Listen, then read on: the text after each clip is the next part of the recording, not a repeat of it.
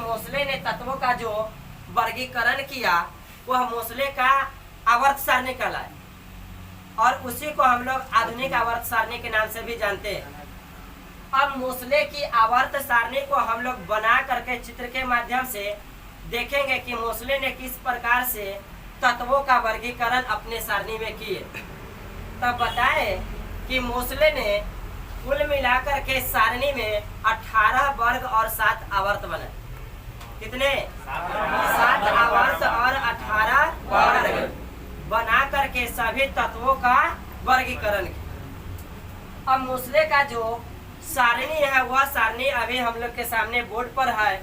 इस सारणी के माध्यम से अध्ययन करेंगे ताकि परीक्षा में बहुत सारा क्वेश्चन इसी से पूछता है।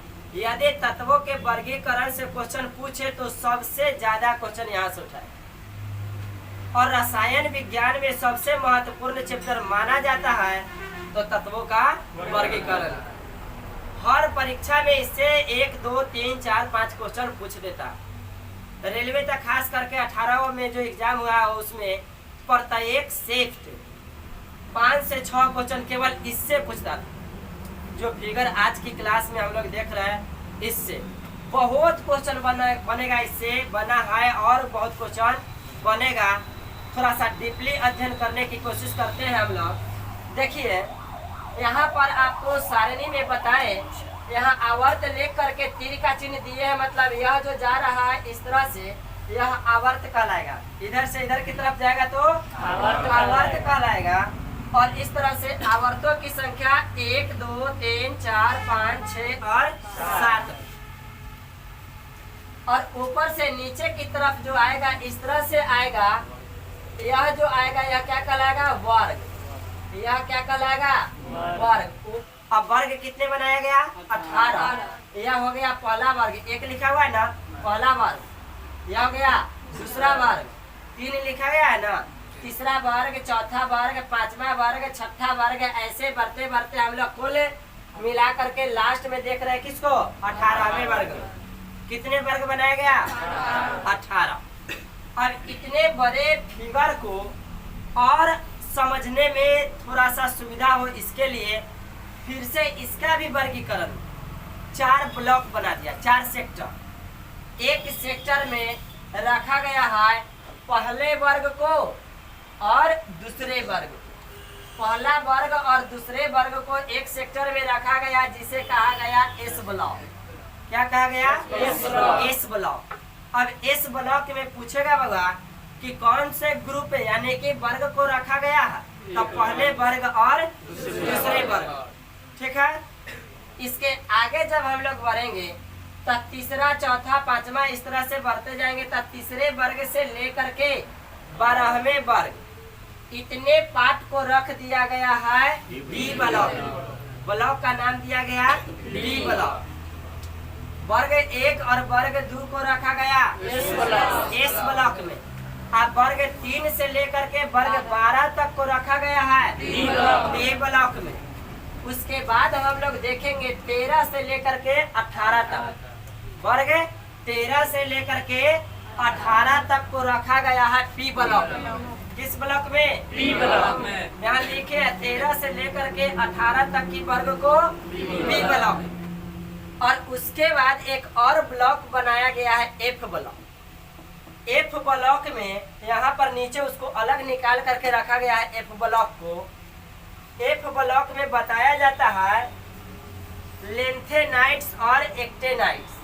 ध्यान देंगे, लेंथेनाइट्स और एक्टेनाइट्स दो अलग अलग है ग्रुप को, जो कि इसी में है। अभी आपको दिखाएंगे। इसी में से समान गुण वाले कुछ ऐसे तत्व थे जिन्हें निकाल करके यहाँ से अलग रख दिया गया। तो एक का नाम दिया गया इसमें से लेंथेनाइट्स और एक का नाम दिया गया है एक्टिनाइट्स। लेंथेनाइट्स और एक्टिनाइट्स यह दो को रख दिया गया है एफ ब्लॉक में। एफ ब्लॉक में किसे रखा गया है? लेंथेनाइट्स समूह को और एक्टिनाइट समूह। पूछेंगे एफ ब्लॉक में किसे रखा गया है? लेंथेनाइड्स समूह और एक्टिनाइड समूह को। यह क्वेश्चन बनेगा कि एक्टिनाइड समूह किस ब्लॉक का सदस्य है? F block. लेंथेनाइड समूह किस ब्लॉक का सदस्य है? F block. अब इसमें जो भी तत्वों को रखा गया है, यहाँ पर परमाणु क्रमांक बताया गया है 57 से 71 तक। 57 परमाणु क्रमांक 57 से 71 तक की तत्वों को लेंथेनाइड्स समूह में रखा गया है।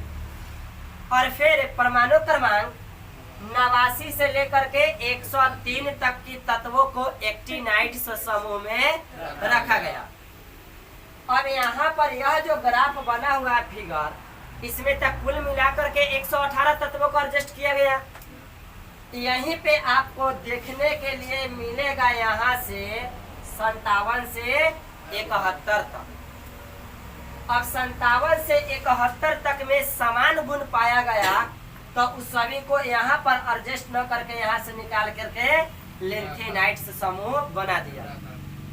और फिर इसके जस्ट नीचे हम लोग देख रहे हैं 89 से लेकर के 103 परमाणु क्रमांक 89 से 103 तक की तत्वों को एक्टिनाइड ग्रुप में रखा गया है, जिसे एफ ब्लॉक, या दोनों को किस ब्लॉक में रखा गया? एफ ब्लॉक में रखा गया। यहाँ तक क्लियर है? अब यहाँ से पूछेगा कि लेंथेनाइड्स किस आवर्त का सदस्य है? तो आवर्त तो यही ना रहा, पहला आवर्त, दूसरा आवर्त, तीसरा आवर्त, चौथा आवर्त, पांचवा आवर्त और छठा आवर्त। क्वेश्चन बहुत बनेगा। यहाँ से एक क्वेश्चन बना ना, लेंथेनाइड्स समूह के तत्व किस आवर्त के अंतर्गत होता है? छठे आवर्त के। उसके बाद पूछे कि एक्टिनाइड समूह में जो भी तत्व है वह किस आवर्त में आएगा? 7वें आवर्त में आएगा। और यदि आवर्त के साथ साथ वर्ग भी पूछ दे तो वर्ग हम लोग देख रहे हैं तीसरा वर्ग। तो लेंथेनाइड छठे आवर्त के तीसरे वर्ग में और एक्टिनाइड 7वें आवर्त के तीसरे वर्ग में। क्लियर? अब हम लोग इसमें क्या देखेंगे कि जो भी तत्वों को रखा गया है परमाणु क्रमांक के आधार पर, मोस्टली किस आधार पर एडजस्ट किया? परमाणु क्रमांक के आधार पर। सबसे पहले जिसका परमाणु क्रमांक 1 है उसको स्थान दिया, उसके बाद 2, उसके बाद 3, उसके बाद 4, उसके बाद 5, ऐसे करके बढ़ते क्रम में सजाया। तो सबसे पहले हम लोग देखेंगे आवर्त 1 में। आवर्त 1 में सबसे पहला जो तत्व रखा है यहाँ पर क्या? हाइड्रोजन को रखा गया। किसे रखा गया? तो आवर्त 1, अब वर्ग संख्या भी 1। क्वेश्चन पूछेगा, बहुत क्वेश्चन का इसमें क्वेश्चन बन जाएगा। हाइड्रोजन किस वर्ग और किस आवर्त में? पहले आवर्त और पहले वर्ग। हाइड्रोजन को किस आवर्त और किस वर्ग में रखा गया है? पहले आवर्त के पहले वर्ग में। इसका परमाणु क्रमांक क्या हुआ? 1। अब हाइड्रोजन के बाद हम लोग पढ़े हैं क्या चीज? हाइड्रोजन के बाद हीलियम, हीलियम के बाद लिथियम के बाद। हम यहाँ से जब बढ़ेंगे इस आवर्त को आगे की तरफ बढ़ते जाएंगे तब देख रहे हैं यहाँ पर इसी आवर्त में ना आया, इसी आवर्त में ना आया है हीलियम। अब हीलियम किस आवर्त के किस वर्ग में? पहले आवर्त के 18वें वर्ग में। हाइड्रोजन पहले आवर्त के पहले वर्ग में। इसी तरह से ना बोल रहा है कि बहुत क्वेश्चन बनेगा। जितना तत्व है वहीं से वो तत्व उठा देता है, पूछ देता है कि यह किस वर्ग के किस आवर्त में है, किस आवर्त के किस वर्ग में है। हम लोग को सभी को याद करना पड़ेगा बारी बारी से, तब जाकर के पीरियोडिक टेबल से कितना भी क्वेश्चन घुमा करके पूछे सभी क्वेश्चन का सही से पकड़ेंगे, आंसर सही देंगे। अभी तो स्टार्टिंग है, देखते जाइए। पहला वर्ग पहला आवर्त हम लोग देख लिए। पहले आवर्त में मात्र 2 तत्व को रखा गया, एक हाइड्रोजन और एक हीलियम। हाइड्रोजन को पहले वर्ग और हीलियम को 18वें वर्ग। अब देखिए दूसरे आवर्त में हम लोग जब आते हैं तो देख रहे हैं हाइड्रोजन, हीलियम, उसके बाद लिथियम के बाद बेरिलियम के बाद बढ़ते चले carbon, nitrogen, oxygen, fluorine, neon, sodium, magnesium, फिर इसके बाद यहाँ पर आ जाएंगे एल्यूमिनियम, सिलिकॉन। तो आवर्त में हम लोग देख रहे हैं कि बढ़ते क्रम में तत्वों को परमाणु क्रमांक के आधार पर बढ़ते क्रम में सजाया गया। अब इस फिगर में आपको कहीं कहीं कुछ चीज ऐसा दिखाई देता होगा लिखा हुआ तत्वों का संकेत, जो कुछ ब्लैक कलर से लिखा हुआ है और कुछ रेड से है और कुछ ब्लू से। ये तीनों का क्या मतलब हुआ, तीनों को देखते हैं। इसमें जो 3 प्रकार की रंगों दिखाई देता है तत्वों के संकेत में, कहीं कहीं लाल, यहाँ लाल दिखाई दिया ना, उसके बाद यहाँ भी लाल दिखाई दिया और इधर भी लाल दिखाई जो भी दे रहा है। यह लाल रंगों से जो संकेत लिखा गया है यह गैस अवस्था में बता रहा है, तत्व की अवस्था गैसीय बता रहा है। लाल रंगों से जितने भी तत्व का संकेत लिखा हुआ है उसकी अवस्थाएं दर्शाया जाता है कि वह गैसीय अवस्था में। और ब्लू से जो लिखा हुआ है, ब्लू से हम लोग यहाँ पर देख रहे हैं, ब्लू में कौन कौन है, Hg, यहाँ पर है सीजियम, फ्रेंसियम और गैलियम, इधर ब्रोमीन। यह ब्लू से जो लिखा हुआ है यह सब द्रव अवस्था में, किस अवस्था में, द्रव अवस्था में। और अधिक से अधिक संख्या में है ब्लैक से लिखा हुआ, यह सब धातु है। क्या है, धातु है। अब हम लोग तो अभी बोर्ड पर पढ़ रहे हैं, इसका ओरिजिनल है फिगर जो चार्ट होता है उसमें इसका जो बैकग्राउंड जो बोर्ड है उसमें भी कलर भिन्न भिन्न प्रकार का बनाया जाता है। वहाँ उस कलर से बैकग्राउंड कलर भी अलग अलग चीज को दर्शाता है, धातु को अलग, अधातु को अलग, उप धातु को अलग, मतलब कई एक गुण उसमें भी है। ब्लैकर है मतलब बैकग्राउंड जो कलर होता है वह भी अलग अलग चीज को दर्शाता है। हम लोग तो अभी एक ही बैकग्राउंड देख रहे हैं, व्हाइट है ना। चलिए उससे कोई अब बात नहीं है, आगे फिर हम लोग ओरिजिनल जब चार्ट मिलेगा तब उससे कुछ और सीखेंगे। अभी 3 बातें देखिए। काला वाला, काला से लिखा हुआ संकेत क्या बताता है, धातु। और ब्लू से लिखा हुआ अवस्था द्रव, और लाल से लिखा हुआ गैसीय अवस्था में बताता है। क्लियर। अब इसमें हम लोग को देखना है कि ऊपर से नीचे की तरफ जब तत्व को देखेंगे वर्ग के रूप में ऊपर से नीचे की तरफ, तो जो भी तत्व है उसके परमाणु के आकार में क्या प्रभाव पड़ेगा। तो जैसे जैसे ऊपर से नीचे की तरफ आएंगे परमाणु क्रमांक बढ़ते जाता है, तब परमाणु का जो आकार होगा वह आकार भी बढ़ते जाएगा। क्या बढ़ेगा, हाँ त्रिज्या भी बढ़ेगा, परमाणु का आकार बढ़ेगा, ऑटोमेटिक त्रिज्या बढ़ेगा। हाइड्रोजन है, लिथियम है, सोडियम है, पोटेशियम है, तब परमाणु क्रमांक तो बढ़ रहा है ना। अब हम लोग यहाँ से समझने के लिए लिथियम को यदि लेते हैं तो लिथियम की संरचना बनाएंगे, तब बीच में तो नाभिक हो गया, एक कक्षा बना देंगे और एक कक्षा में क्या इलेक्ट्रॉन रखेंगे, 2 इलेक्ट्रॉन रख दिए। ठीक, लिथियम में कितने इलेक्ट्रॉन, 3, 1 इलेक्ट्रॉन बाकी है। अब इसके लिए एक कक्षा और बनाना पड़ेगा 1 इलेक्ट्रॉन को रखने के लिए। तो हम लोग देखें लिथियम का जो परमाणु का आकार है वह इतना बड़ा। लिथियम के जस्ट नीचे हम लोग देखेंगे सोडियम या पोटेशियम को, और उससे जब हम लोग संरचना बनाएंगे तो यदि हम लोग यहाँ देखते हैं पोटेशियम को देखते हैं तो ये नाभिक हो गया और ये पहली कक्षा हो गई। पहली कक्षा में 2 इलेक्ट्रॉन पोटेशियम के लिए बना रहे हैं, 19 होता है ना, 19 इलेक्ट्रॉन होगा ना। दूसरी कक्षा लेंगे, इसमें क्या को रखेंगे, 8 गो इलेक्ट्रॉन को रख देंगे। 1 2 3 4 5 6 7 और 1 8 इलेक्ट्रॉन रख दिए। क्या एडजस्ट हुआ, 10। अभी भी शेष क्या बाकी है, 9। अब तीसरा लेंगे ना कक्षा। अब देखिए तीसरा को तो इसमें एडजस्ट करेंगे, तो इसका आकार और इसके आकार में कुछ अंतर है। परमाणु का आकार बड़ा हो गया। तो क्वेश्चन पूछे हुए है कि वर्ग में ऊपर से नीचे के तरफ यदि आएगा तब परमाणु के आकार पर क्या प्रभाव पड़ेगा? परमाणु का आकार बढ़ते जाएगा। और इस स्थिति में क्या होगी, जो बीच में केंद्रक जो है जिसे हम लोग न्यूक्लियस कहते हैं, नाभिक का है, उस नाभिक की जो शक्ति होगी वह कम जाएगा। इस स्थिति में नाभिक की शक्ति कमेगा, इस स्थिति में नाभिक की शक्ति बढ़ेगा, मतलब ज्यादा शक्ति है। यहाँ पर जो भी इलेक्ट्रॉन है ना, उसको नाभिक अपनी तरफ खींच करके रखे हुए अधिक शक्ति से। हाँ, इलेक्ट्रॉन नजदीक में है।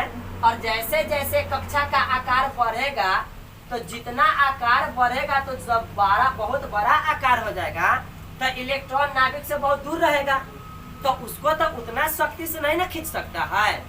तो यहाँ पर एक पॉइंट आपसे क्वेश्चन में पूछता है कि आयनिक विभव पर क्या प्रभाव पड़ता है। वही हुआ, आयनिक क्षमता कहिए, आयनिक शक्ति कहिए, आयनिक विभव कहिए।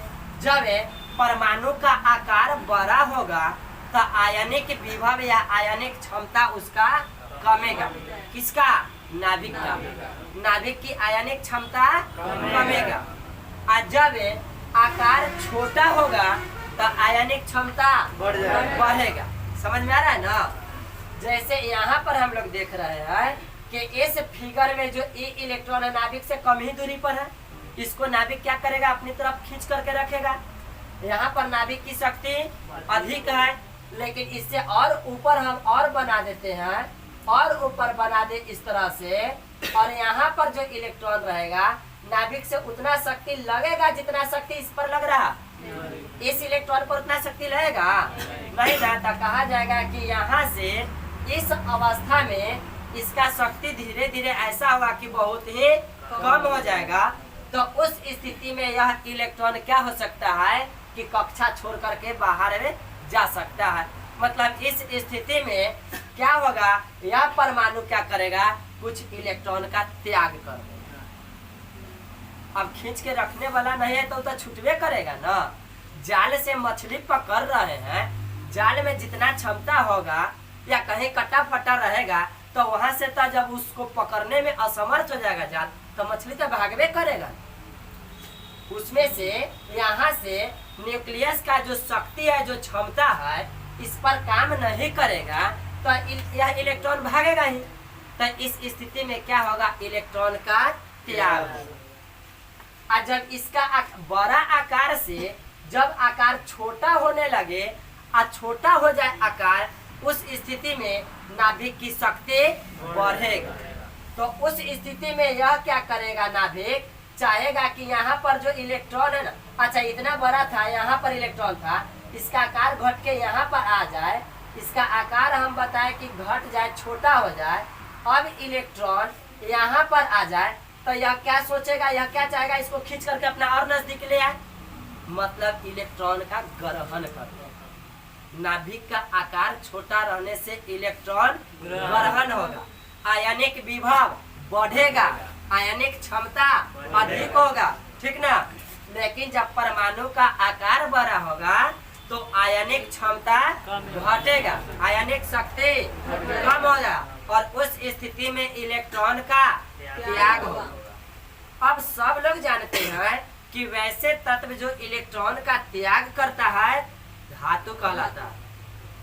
इलेक्ट्रॉन का त्याग करता है धातु कहलाता है, और जो इलेक्ट्रॉन ग्रहण करता है अधातु कहलाता है। अब हम लोग यहाँ से इस टॉपिक को भी देख लिए। अब सारणी में और क्या अध्ययन करना है? साफ करने वाला हुआ, सुनिए। अब हम लोग को देखना है क्या, हम बोले कि इन सभी तत्वों को याद करना बहुत कठिनाई है, बहुत कठिन बात है याद करना। रटते रहेंगे ऐसे ऐसे याद नहीं होगा, लेकिन कुछ ट्रिक बेसिस पर बता दिया जाए तो जल्दी से याद हो जाएगा। अभी हम क्या बताएं कि ऊपर से नीचे की तरफ इस तरफ से आएंगे तब वर्ग कहेंगे, और इधर से चलेंगे तब वर्ग कहेंगे। दो वर्ग, जो पहला वर्ग और दूसरा वर्ग है, इसको हम लोग याद भी करेंगे पहले वर्ग और दूसरे वर्ग में जितने भी तत्व है उसे याद करेंगे इसी रूप में, वर्ग के रूप में।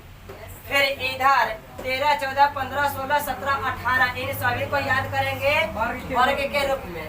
और बाकी का जो डी ब्लॉक में जो है इसको याद करेंगे आवर्त के रूप में। ऐसे आसान होगा। अभी आपको बताए, थोड़ा सा परिचय कराते हैं कि जो पहला वर्ग है इसे अल्कली मेटल कहा जाता है। पहले वर्ग को अल्कली मेटल बोले तो क्षारीय धातु।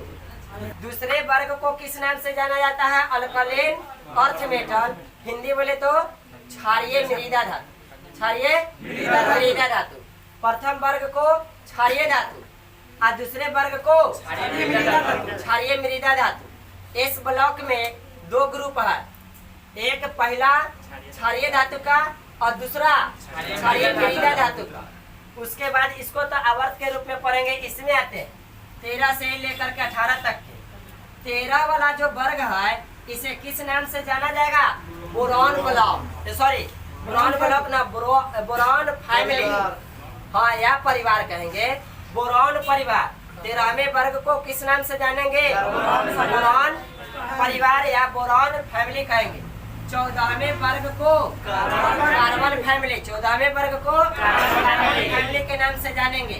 15वें वर्ग को नाइट्रोजन फैमिली और नाइट्रोजन फैमिली या इसी को एक और नाम से जाना जाता है जहरीला वर्ग। जहरीला वर्ग किसे कहा जाता है? 15वें वर्ग को जहरीला वर्ग। 15वें वर्ग को कार्बन फैमिली, 14वें वर्ग को बोरॉन फैमिली, 13वें वर्ग को आगे है ऑक्सीजन फैमिली, 16वें वर्ग को किस नाम से जाना जाता है? चेलोजन। अच्छा, एक और नाम बताए, चेलोजन वर्ग।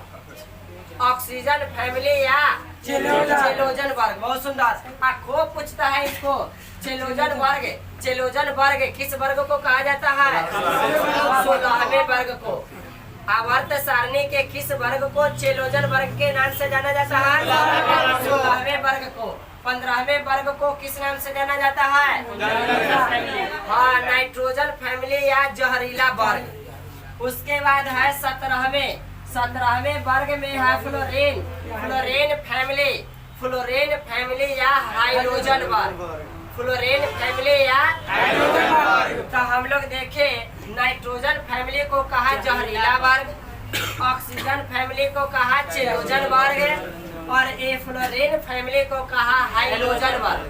हाइड्रोजन वर्ग के नाम से किस ग्रुप को, किस वर्ग को जाना जाता है? 17वें वर्ग को। और आखिरी 18वां जो वर्ग है इसे कहा जाता है इनर्ट गैस का वर्ग। इनर्ट गैस या अक्रिय गैस या निष्क्रिय गैस। इनर्ट गैस, अक्रिय गैस, निष्क्रिय गैस, नोवेल गैस, हाँ बहुत सुंदर, उत्कृष्ट गैस। कौन कौन गैस? नोवेल गैस, उत्कृष्ट गैस, अक्रिय गैस, निष्क्रिय गैस और इनर्ट गैस। इस 18वें वर्ग को कई एक नाम से जाना गया। एक और नाम शून्य वर्ग। शून्य वर्ग के नाम से किसे जाना जाता है? 18वें वर्ग को किस नाम से जाना जाता है? शून्य वर्ग या अक्रिय गैस वाला वर्ग या निष्क्रिय गैस वाला वर्ग या नोवेल गैस वाला वर्ग। अब बताइए, हाइड्रोजन, हाइड्रोजन वर्ग किस वर्ग को कहा जाएगा? चेलोजन वर्ग 16वें वर्ग को। अच्छा, फ्लोरीन वर्ग को किस नाम से जाना जाता है? ऑक्सीजन वर्ग को ऑक्सीजन फैमिली ना, ऑक्सीजन फैमिली को नाइट्रोजन फैमिली को जहरीला वर्ग भी कहा जाता है। उसके बाद इसे 14वें वर्ग को कार्बन फैमिली और 13वें वर्ग को बोरॉन फैमिली। तो अभी हम लोग इस तरह से कुछ वर्ग को देखे उपनाम से। वर्ग को ऐसे तो 14वां वर्ग, 13वां वर्ग, 16वां वर्ग, 18वां वर्ग कह सकते, लेकिन उपनाम से भी जाने। अब हम लोग को देखना है इसे आवर्त के रूप में। तो इसका को तो ऐसे हम लोग कर सकते हैं वर्ग के रूप में कि सभी के जो जो इसका पहला, देखिए पहला जो जो तत्व है उसके हिसाब से इसको वर्ग कर सकते हैं, लेकिन इसका अध्ययन हम लोग याद करेंगे इस रूप से। तो याद करने की, इस टेबल को याद करने के लिए कल की क्लास में होगा।